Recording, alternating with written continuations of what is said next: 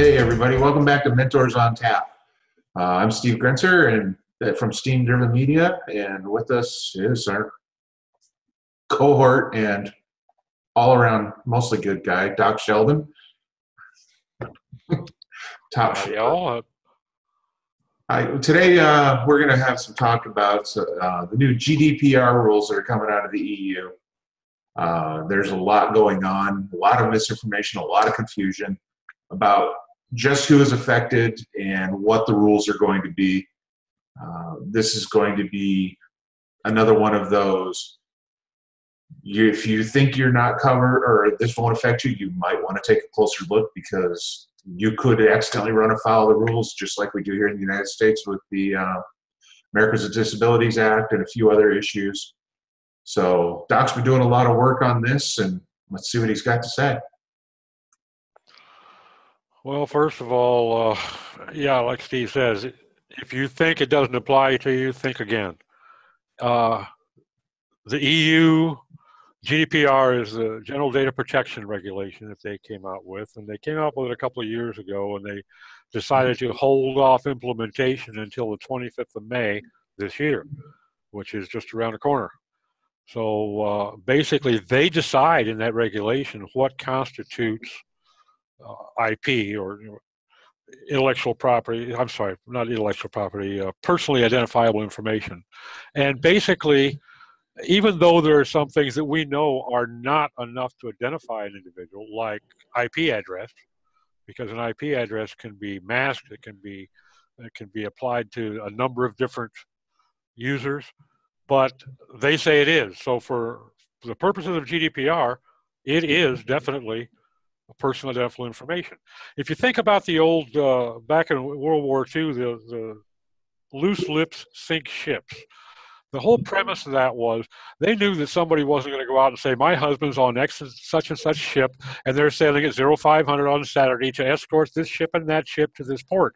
They knew that wasn't going to happen. But if one wife said, my husband's sailing Saturday morning, another wife said, yeah, my husband was visiting with a buddy of his, John, who happens to be married to that first gal, and on the USS Downs, and then somebody else says, my husband, who's also talking with these guys, can't wait to see Holy Loch, Scotland. Okay, those loose lips just put together some information, and that's the whole premise with personal identifiable information. You may not be able to identify this individual with a given piece of information, but when put together with other bits that can be gathered, then you can. And that's where the IP address can come into play. The IP address could be tied to that email or that username on a whole different platform that has more information about it. So this is why they're worried about concerning themselves with the integrity of the information. And the first premise is, once you've gathered that information, it does not belong to you. It will always, in perpetuity, belong to the owner, the what they call the data subject, the user that it applies to. And you can tell them that you need it. They can grant you permission to have it. They can grant you permission to use it, but they will always own it. And at any point in time, under the GDPR, they can say, I want to see exactly what information you have on me. Or I want you to correct this piece of incorrect information. Or I want you to delete it all. And you have to delete it all. Right. And that can be very, very burdensome, especially if you have a large site. You're getting, if you have a few thousand users and somebody in a comment thread someplace just says, start a rumor, you can suddenly have 300 people in your inbox tomorrow wanting their data deleted, okay? And it's not just deleted from online. If you have even offline backup disks, it's got to be deleted everywhere.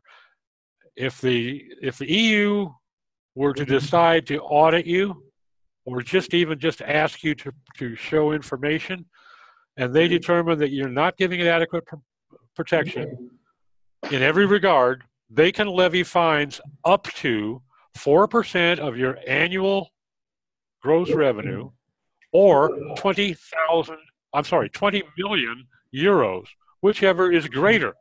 Holy shit. A buddy of mine on Facebook this morning says the worst that can happen is I get hit for 4% of my annual revenue. Big deal.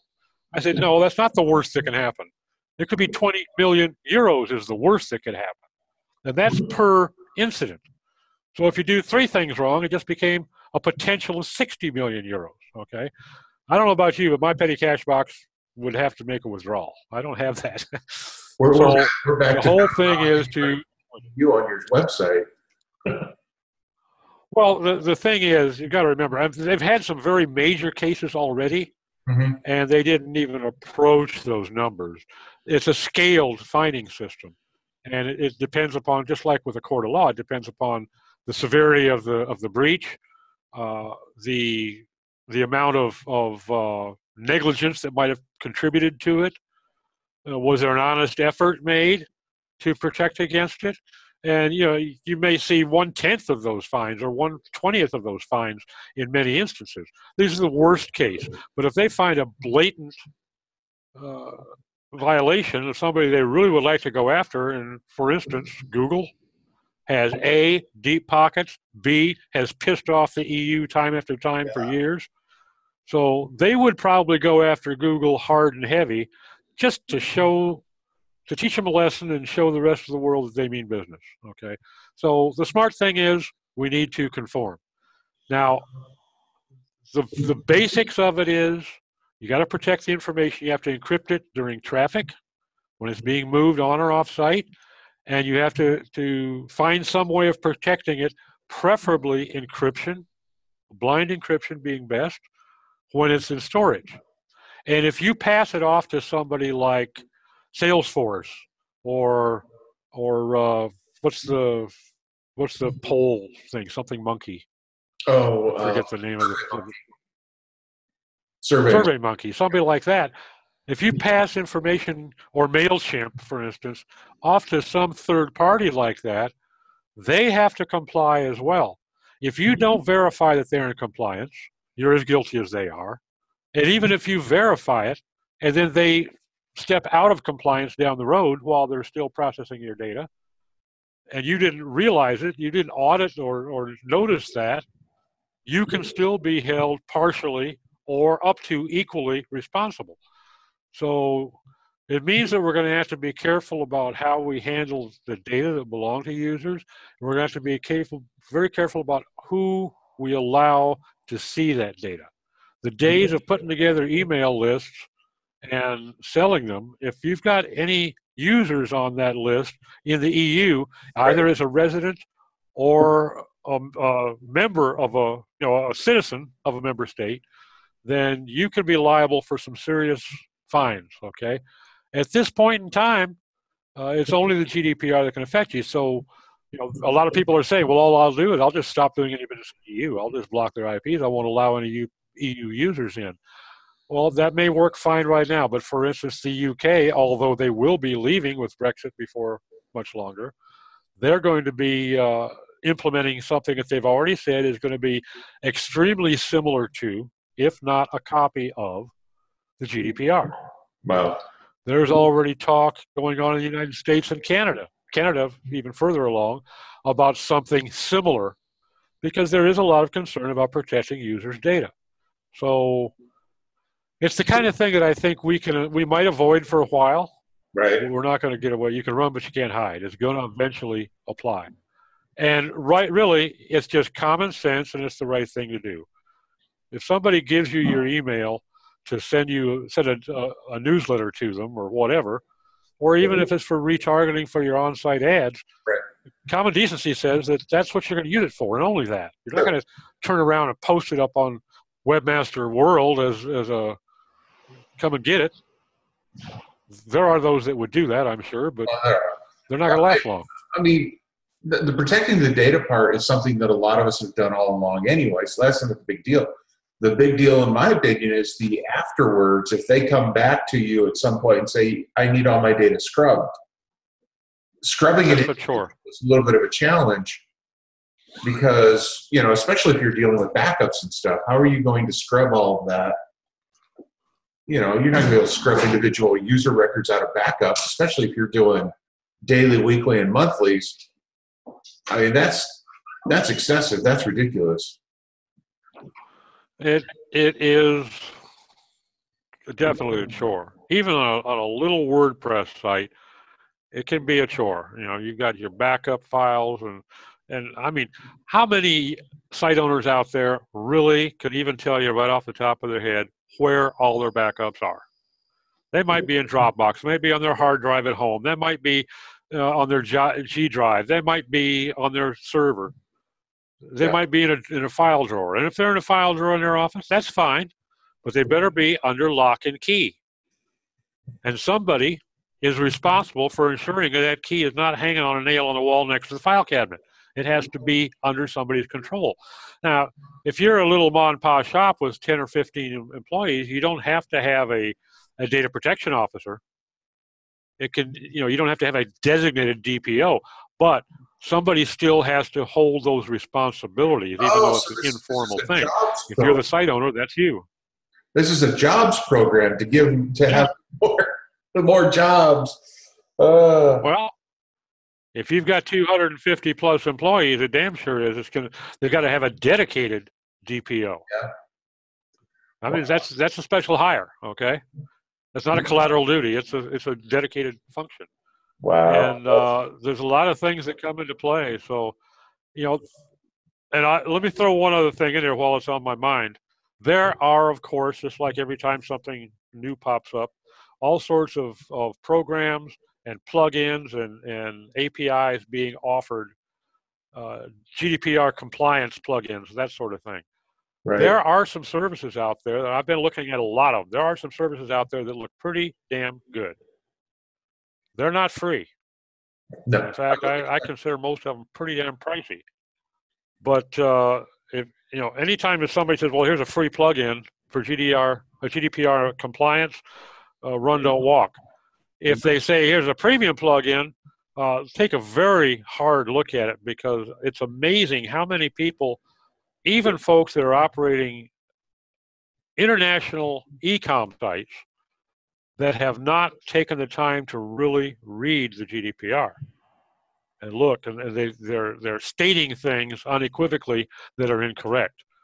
You know, by following some of those statements, I was sweating bullets because of a couple of our sites that I thought we're really going to be facing some hurdles. And when I actually read the actual document, I see that no, a couple of my sites, I've only got one site that is really going to have to comply. My other two sites are totally scot-free. They don't have to do a darn thing. But we will be publishing more information. This is kind of a scratch the surface of the thing. Like I said, we've got till 25th of May. That's less than 2 months away now. And that's very darn little time for what needs to be done if you need to comply. You're going to have to come up with a new privacy policy. You're going to have to come up with new procedures. You're going to have to train your people if you have people. You know, there's all sorts of things. So it's already, they gave 2 years to do this for a reason, because it wasn't the sort of thing you're going to knock out in a month. Okay. Well, fortunately, or unfortunately, depending on how you look at it, a lot of people who are outside of the EU, this is the first they're hearing of it. Yeah. You know, and all of a sudden, it's, you know, you've got 2 months to sort this out, not 2 years. You know, I heard about GDPR a little under 4 months ago. And because I just didn't have any instances that caused me to look at it. When I say I heard about it, I had heard of it. I knew they had passed some sort of regulation, but it was the European Union. It was over there. I didn't care because I wasn't doing business in the EU. But I started researching it, and it's mostly based on common sense. It is not super complex. There are some technical aspects for like an e-com site that's handling a lot of online interactions with users. There's some technical things that need to be done, but they're not over the top. There's some scripts that will need to be written to make it easier to go in and edit or delete the data of a particular user. Right. Because doing it manually will be a royal pain in the neck, especially if you have to do a lot of them. But it's not something that Jose is going to come up with a WordPress plugin tomorrow that's going to do this justice. If you fall for one of those things, you're probably going to be in worse shape than you are now. Yeah, I could see an end user tool where they can just go in and delete their own stuff themselves, but that won't touch the backups. That would be a premium plugin that I would buy. So, all right, everybody. It looks like more headaches for the technology set being imposed by the political set. At least they get to look good. Hey, look, we're doing something important to protect your privacy. Never mind all the spying we're doing ourselves. So, all right, everybody. Like I said, we will be posting some links in the show notes, and I'm sure Doc's going to be writing more articles about that over at Search News Central. And hopefully we can help everybody get this sorted out and be ready for the drama to come. Hopefully it'll be a non-issue for everyone. And I will invite anybody that wants to, if you have a specific question, by no means do I claim to know all about GDPR. I've learned quite a bit about it in the last 3 months, but I'm not an authority on the subject. But if you have a question, feel free to reach out, grab me on Facebook. Doc.Sheldon is my username on Facebook. Give me a holler. Just send me a DM, whatever. I'll happy to tell you either what I perceive the answer to be or the fact that I don't know. And I can usually give you some links to back it up. There you go. It's time to inform ourselves. All right. Have a good week, everybody. Have a great day.